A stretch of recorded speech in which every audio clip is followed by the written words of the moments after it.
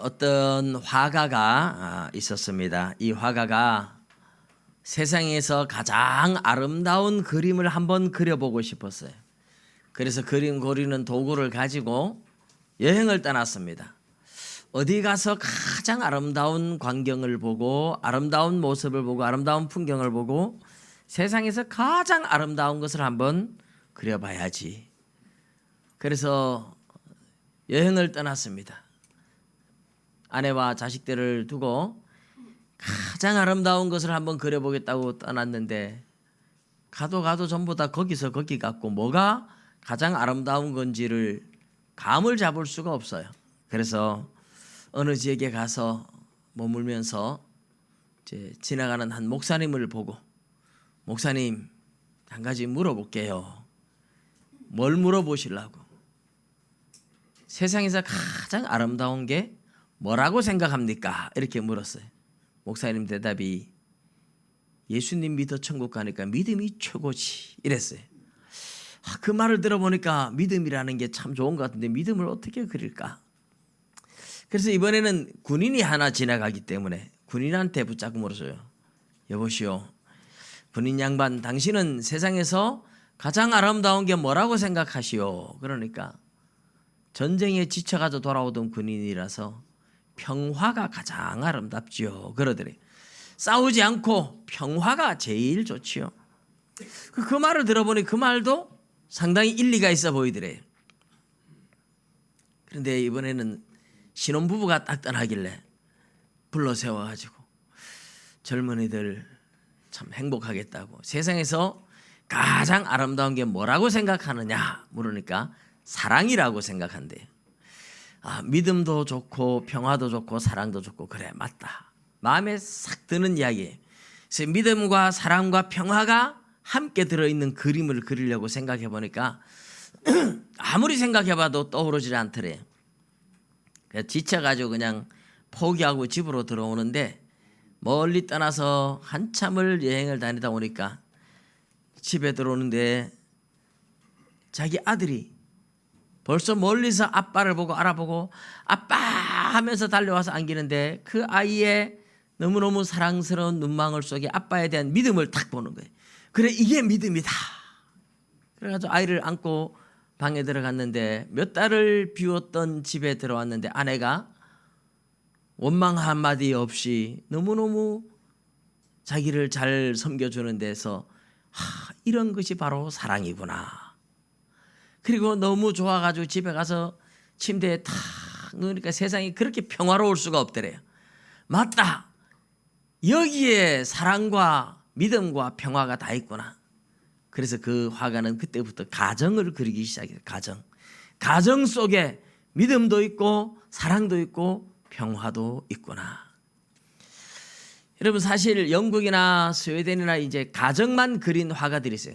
평생 동안 가정에 자녀들의 웃음, 아이들의 노는 장면, 가정의 평화로운 모습, 그래서 그런 그림만 평생을 그린 화가들도 그래서 참 많아요. 가정이라는 게 얼마나 소중하고 얼마나 중요한지 우리 5월 달이 바로 가정의 달이에요. 지난주에는 어린이날 어린이주의를 해가지고 아이들을 어떻게 양육할 것인가. 근데 제가 거기에 대해서 별로 올해는 설교하진 않았어요.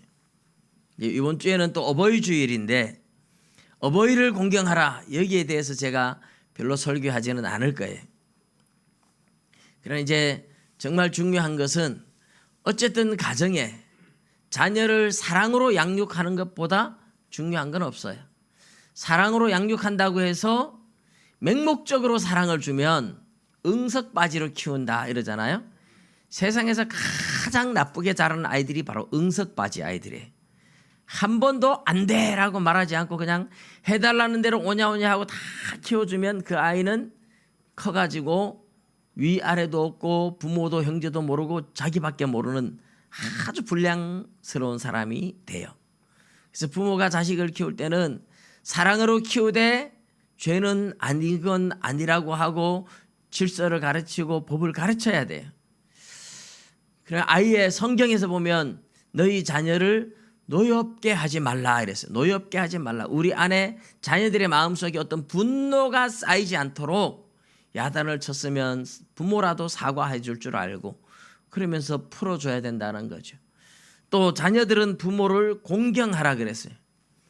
뭐 부모를 공경한다는 것은 지극히 당연해 보이는 하나님이 우리 양심에 주신 양심의 법이기도 하지만 하나님께서 이 명령을 주시면서 부모를 공경하면 땅에서 건강하고 장수하고 잘 되게 해주겠다고 약속까지 주셨어요.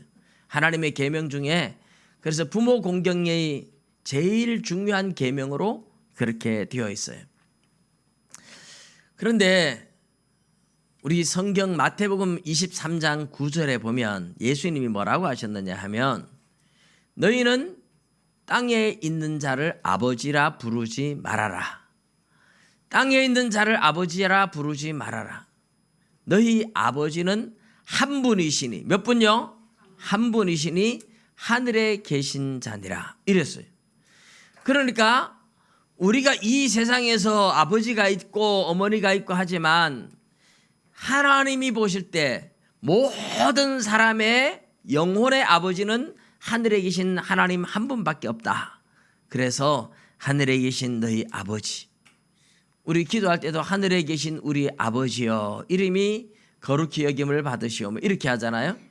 예수님이 말씀하시기를 우리 영혼의 아버지는 하나님 한 분밖에 없다. 그래서 이 땅에서 가정은 이 땅에서 우리가 가정을 이루는 것은 작은 천국을 이루라고 주신 거예요. 부모와 자식 간의 관계를 통해서 사실은 하나님을 우리가 배우게 하는 거예요. 그래서 자녀들이 자랄 때 부모가 자녀들한테 하나님은 이런 분이다 하고 하나님의 사랑을 드러내 보여주어서 하나님을 알게 해줘야 되는데 부모가 하나님을 모르고 부모가 하나님을 안 믿으니까 그냥 술을 먹고 자녀들 두드려 패고 욕하고 그러면 자녀들이 부모 하는 대로 보고 배우는 거예요. 하나님을 모르는 거죠. 그런데 하나님을 볼 수 있어야 되고 하나님을 알아야 돼요.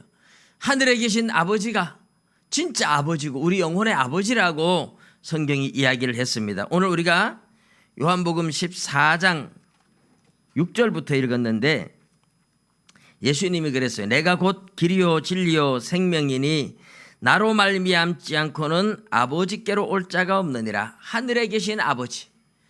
우리 모든 사람은요, 많은 사람들이 죽으면 그만이지 이래요. 죽으면 그만이 아닙니다. 죽으면 그만이면 얼마나 좋겠어요. 근데 죽으면 그만이 아니에요. 세상 살기 하도 힘들어서 세상 너무 힘들다. 나는 그만 세상 하직하고 세상 죽으면 그만이지. 그래서 자살해 죽었다니까 세상에서 그렇게 힘들어 죽었는데 세상보다 100배나 더 힘든 지옥에 가가지고 더 고통을 당하더라는 거예요. 그러니까 죽으면 그만이 아닌 거예요. 그래서 뭐 말똥에 굴러도 이 세상이 더 좋다 이런 말을 옛날 사람들이 했는데 그 말이 맞아요. 왜? 죽어서 지옥 가면 이 세상보다 얼마나 더 힘든데요. 그러니까 천국 못 가면 죽으면 안 되는 거예요. 끝까지 세상에서 고생해도 세상에 살아 있어야 되지 지옥 가면 안 되잖아요.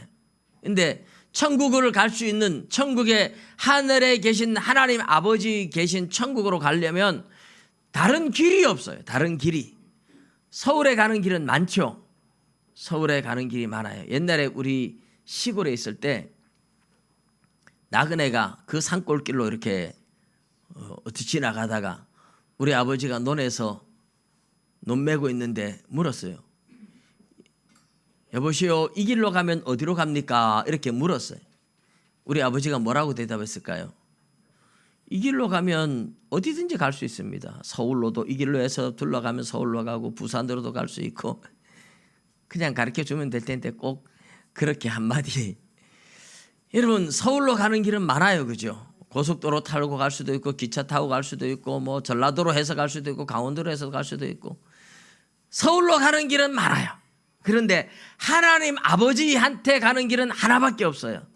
예수님이 뭐라 그랬냐면 내가 바로 그 길이고 내가 바로 그 생명이고 내가 바로 그 진리다. 나를 통하지 않으면 나로 말미암지 않고는 이 말이에요. 나를 통하지 않으면 아버지께로 올 자가 없느니라 이렇게 말했어요. 자, 하나님 아버지께 천국에 들어가는 길은 예수님 한 분 외에는 다른 길이 없다. 믿으시기 바랍니다. 예수님 한 분 외에는 천국 가는 다른 길이 없어요. 예수님을 통해서 하나님 아버지께 천국에 들어간다 하는 겁니다. 자, 그래서 이 예수님이 나로 말미암지 않고는 천국에 들어올 자가 없다 하니까 빌립이 뭐라고 했느냐 하면 아버지를 우리에게 그러면 보여주세요. 예수님의 제자가 12명인데 12명의 제자 중에 빌립이라는 제자가 물었어요. 예수님 자꾸 하나님 아버지, 하늘의 아버지 하는데 진짜 하나님 아버지를 우리한테 한번 보여주세요. 그러면 우리가 제대로 믿겠습니다. 그런 얘기예요. 근데 하나님을 보여달라고 말을 했어요. 하나님을 보여줄 수가 없어요. 하나님을 보여줄 수 없는 이유가 뭔지 아세요? 하나님이 영이시기 때문에, 영이기 때문에 육신을 가지고 영의 세계를 볼 수 없어요. 사람들이, 여러분, 하나님을 안 믿는 사람들도 점쟁이 말은 믿대요. 그죠? 그 점쟁이 속에 뭐가 들어있느냐 하면 귀신이 들어있거든요. 근데 귀신은 안 보이잖아요. 근데 귀신은 믿고 점쟁이는 믿는데 왜 그러면 하나님을 왜 안 믿을까요? 하나님을 안 보이니까 안 믿는다. 그러면 안 보이는 귀신은 왜 믿어요? 안 보이는 점쟁이 말은 또 왜 믿어요? 옛날에 박영선 목사님 이야기에 그런 얘기가 있어요. 어릴 때에 예수 믿었는데 점쟁이가 이제 구슬을 막 하다가 칼을 가지고 돼지 대가리 삶은 거 있지, 굿할 때 있잖아요. 꽉 찍어가지고 거꾸로 탁 세우니까 벌떡 서더래.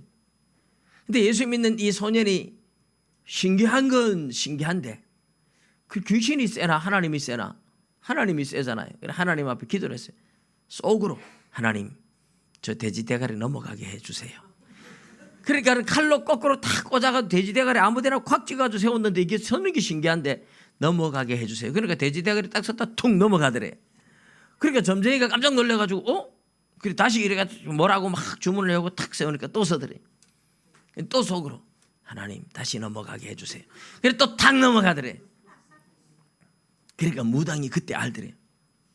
쭉 둘러보더니 여기에 예수 믿는 사람 없느냐고. 그래서 친구들이 야가 교회 다녀요. 나가라 이래가지고 그래서 쫓겨났답니다. 여러분, 귀신이 하나님을 못 이겨요. 성경에 보면 귀신들이 예수님 앞에 오면 전부 다 벌벌 떨어요. 점쟁이들도 벌벌 떨어요.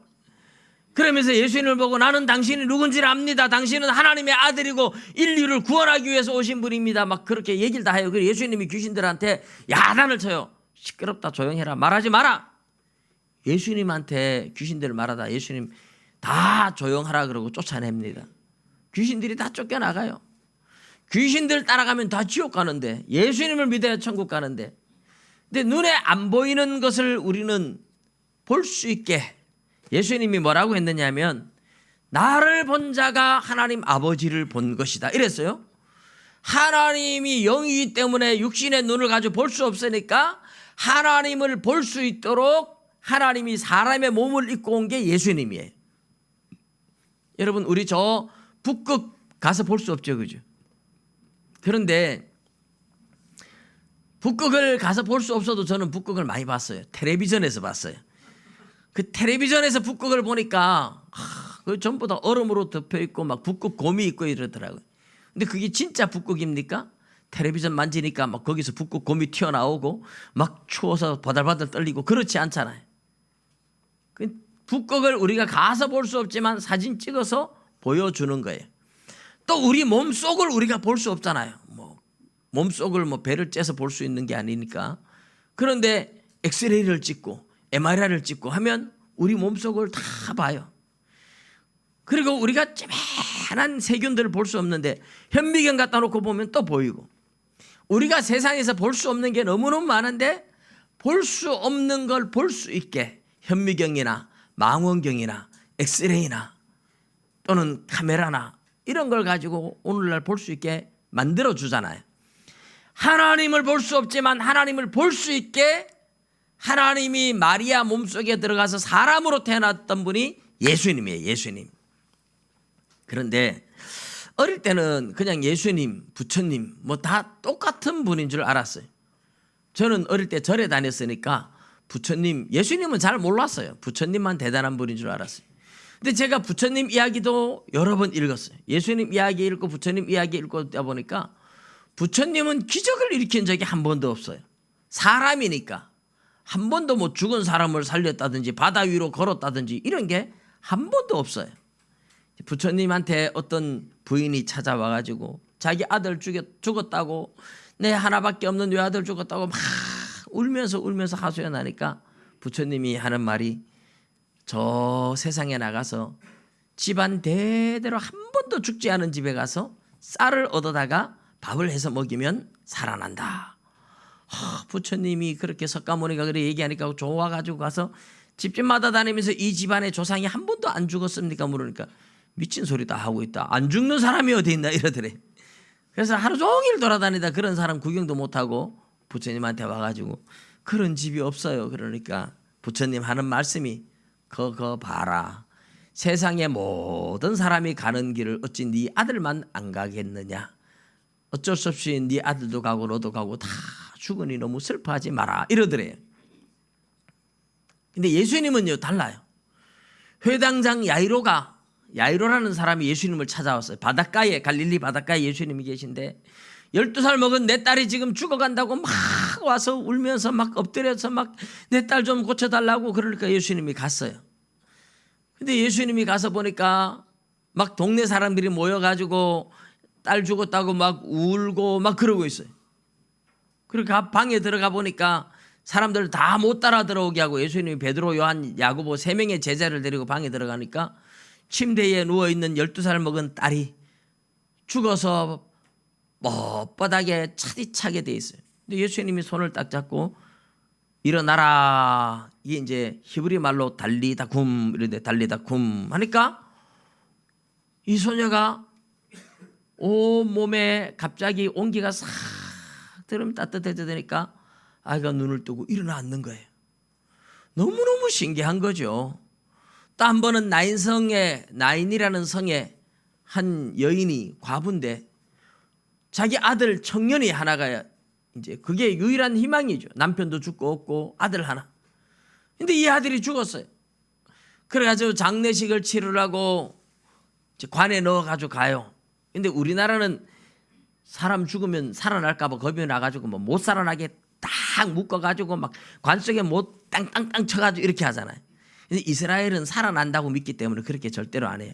그냥 붕대 갖다가 머리부터 발까지 이렇게 붕대 갖다 다리는 다리대로 감고 이렇게 감아가지고 그냥 큰 바구니에다가, 바구니처럼 생긴 게 이게 관이에요. 거기다가 얹어가 뚜껑도 안 덮어요. 그래가지고 그걸 그냥 메고 가는 거예요. 그러니까 붕대로 감았으니 뭐 숨도 쉴 수 있어요, 살아나면.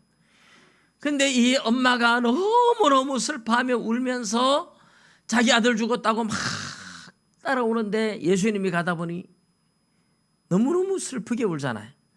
여러분, 사람이 이렇게 죽어도 살 만큼 살고 가신 분은 자녀들이 그렇게 슬퍼하지 않죠. 그냥 잘 가세요 이러는데, 젊은 자식이 죽었다든지 뭐 사랑하는 젊은 남편이, 아내가 죽었다 이러면 막 한쪽이 까무러치는 거죠. 통곡하며 울잖아요. 이 엄마가 자기 아들이 죽었으니까 얼마나 통곡하고 우는지 몰라요.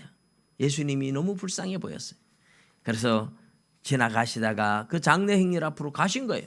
제자들이 쭉 따라갔는데 예수님이 가다가 관에다가 손을 탁 대는 거예요.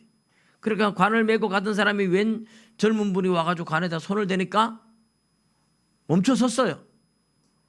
그래서 사람들이 웅성웅성 하는데 예수님께서 그 청년을 보고 말했어요. 청년아, 내가 너에게 말하노니 일어나라. 그러니까 죽었던 청년을, 장례식을 치르던 청년이 갑자기 꿈틀꿈틀 하더니까 벌떡 일어나 앉는 거예요. 세상에 얼마나 놀랬겠어요. 예수님은 죽은 사람을 많이 살렸어요. 또 한 번은 나사로, 마리아, 마르다라는 3남매가 살았는데 부모님은 일찍 죽고, 마리아, 마르다는 처녀고 그들 오빠가 이제 나사로인데, 나사로라는 사람이 죽었어요. 예수님이 평소에 이 3남매를 참 사랑해줘서 자주 지나다니다가 한 번씩 들리는데 예수님이 멀리 가 있는 사이에 나사로가 병들었다가 죽었어요. 나사로가 병들어서 예수님 빨리 와달라고 이 마리아 마르다가 막 사람을 보내서 요단강 저 멀리 가 있는데 예수님 나사로가 지금 병들어서 죽어갑니다. 빨리 와주세요. 그런데 예수님이 알았다 가라. 그래 놓고 예수님 빨리 안 온 거예요. 며칠 있는 사이에만 나사로가 죽었어요. 그래가지고 예수님이 빨리 안 오니까 뭐 나사로가 죽어버렸잖아요. 그래서 이 딸들이 여동생들이 울면서 동네 사람들이 장례식을 치렀는데 이스라엘은 아까도 말했지만 우리나라는 살아날까 봐 꽁꽁 묶어가지고 관 뚜껑 닫아가지고 못을 꽝꽝 져서 절대로 못 살아나게 하지만 이스라엘은 그냥 붕대로 감아가지고 동굴을 파가지고 동굴 안에 넣어놔요. 그리고 돌로 막아놔요. 언젠간 살아서 나올 거라고 생각하고. 근데 예수님을 장례식을 치렀는데 예수님이 나사로를 장례식을 치렀는데 예수님이 그때 온 거예요. 4일이 지나서 장례 치른 지 4일이 죽은 지 4일이 돼가지고. 그래서 마리아 마르다 이 여동생들이 예수님 여기 계셨으면 예수님 빨리 왔으면 우리 오빠가 안 죽었을 텐데 하면서 얼마나 슬프게 우는지 예수님이 그걸 보면서 예수님도 눈물을 줄줄 흘리셨어요. 어디 있는지 가보자.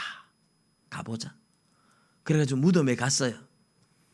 동굴 무덤이잖아요. 동굴. 이스라엘은 동굴 무덤이에요.